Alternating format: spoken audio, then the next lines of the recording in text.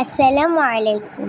শহীদ আবু সাঈদ এবং শহীদ মীর মুগ্ধের ছবি দিয়ে পাঁচিল মিলানোর একটি গেম ছিল প্লে জোনে, যা আমরা ঘুরতে গিয়ে দেখেছিলাম।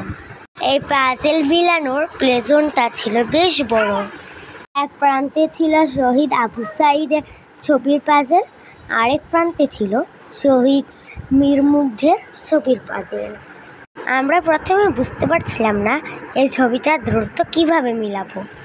আগে কখনো পাজেল মিলাইনি, তবে বাবা মা একটু ডিরেকশন দেওয়ার পরে আমাদের কাছে খুব সহজ হয়ে যায়।